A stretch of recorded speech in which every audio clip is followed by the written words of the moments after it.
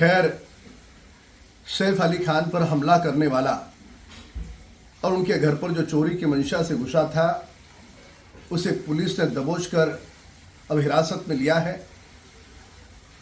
अब तफ्तीश के बाद, सारे तथ्यों को खंगालने के बाद क्या कारण था, वह सभी बातें अब सामने आएगी।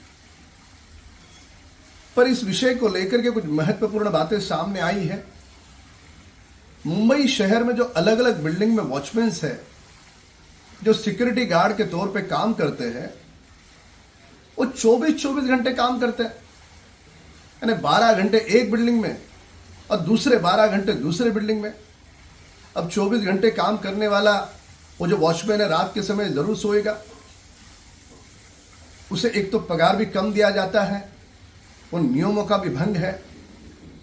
तो इन सारी बिंदुओं को भी महाराष्ट्र की सरकार बारकाई से देखेगी, इस पर कड़ा कानून लाएगी। साथ साथ में सोसाइटी के लोगों ने भी इस बात पर ध्यान रखना होगा, क्या उनका वॉचमैन 12 घंटे काम कर रहा है या 24 घंटे काम कर रहा है। और जो बांग्लादेशी घुसपैठियों की बात है, महाराष्ट्र की सरकार हर घर घर जाकर उन्हें चुन करके निकालेगी और जहां से आई थी उन्हें कड़ा दंड देते हुए उन्हें वापस करेगी। चालो सर, सैफ अली खान पे हमला हुआ, अभी तक 3 दिन हो गए, एक भी आरोपी पकड़ा नहीं गया। क्या लगता है, लॉ एंड ऑर्डर किस तरह जा रहा है?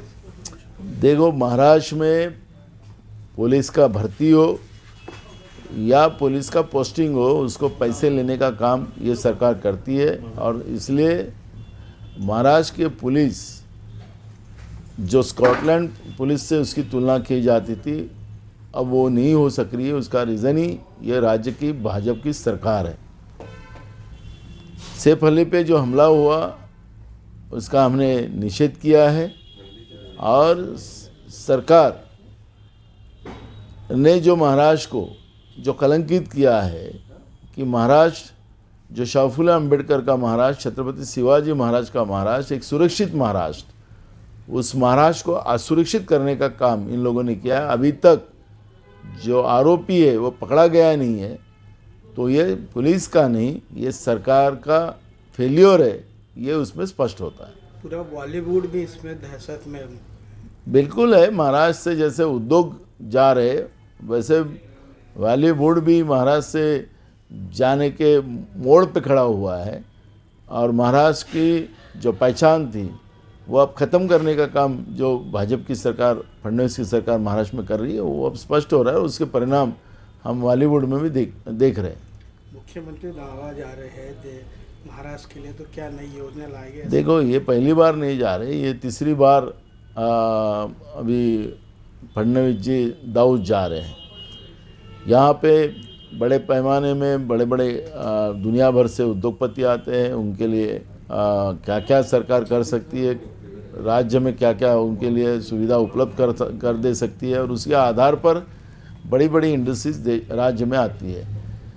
तो गए 5 साल और अभी ये इनका तीसरी टर्म का, जो पैट की सरकार जाने के बाद ये तीसरी टर्म की जो सरकार है, ये सरकार में ये जा रहे हैं। एकनाथ शिंदे इसके पहले गए 2 बार, उन्हें कुछ नहीं दिया महाराष्ट्र को। महाराष्ट्र के उद्योगपति ले जाकर वहाँ पर दिखाया कि हमने इतना इन्वेस्टमेंट लाया।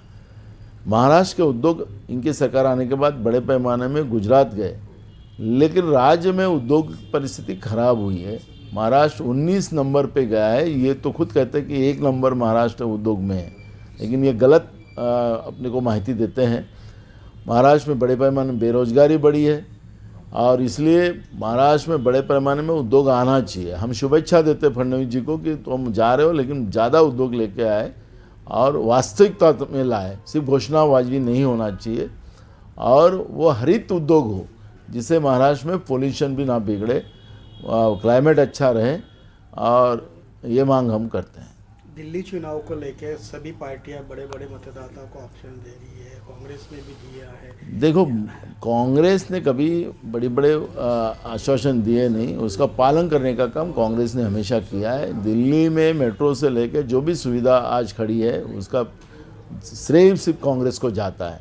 तो मुझे लगता है कि आज जो माहौल है वो कांग्रेस के फेवर में है दिल्ली में आने वाली सरकार कांग्रेस की बनेगी।